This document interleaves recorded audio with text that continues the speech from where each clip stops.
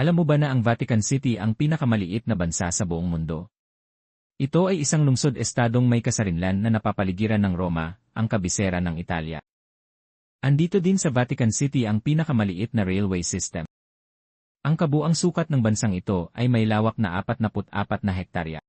Base sa sukat nito ay mas malaki pa ang Mall of Asia, at mas malaki din ng 14 na naulit ang San Juan City na siya namang pinakamaliit na lungsod dito sa Pilipinas. Biruin mo yon?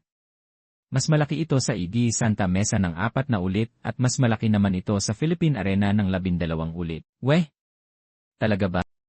Ang Vatican City ay walang mga ospital, o higit sa lahat, walang mga delivery room.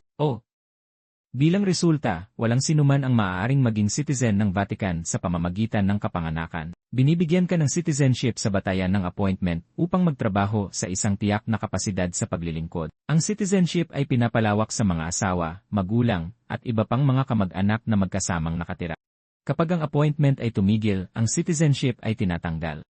Ngunit kahit kaunti ang populasyon ng bansang Vatican, ay mataas ang crime rate dito dahil na rin sa mga turistang pumupunta dito araw-araw. Nasa 11,000 katao ang labas-masok dito araw-araw. Sa totoo lang ay ang Vatican City ay ang may pinakamataas na crime rate sa mundo. At akala mo ito ay South Africa?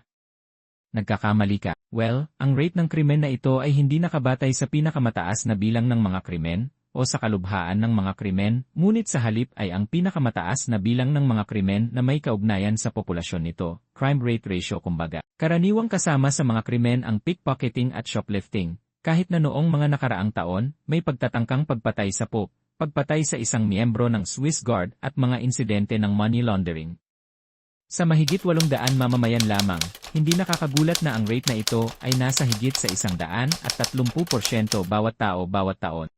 Ang Vatican City ay ang tanging bansa sa Earth na walang bilangguan o kulungan. Ang bansa ay may ilang mga kulungan para lamang sa pretrial detention. Ang mga nahatulan at nasentensyahan ng pagkakulong ay nagsisilbi ng oras sa mga bilangguan ng Italyano. Ang mga gastos para sa pagkakulong ay sakop ng pamahalaan ng Vatican. Sa kabila ng pagiging bansa nito ay meron lamang itong 882 na populasyong naitala noong taong 2024.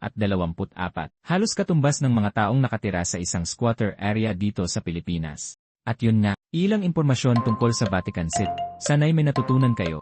Like and share mga kaibigan. Hanggang sa muli.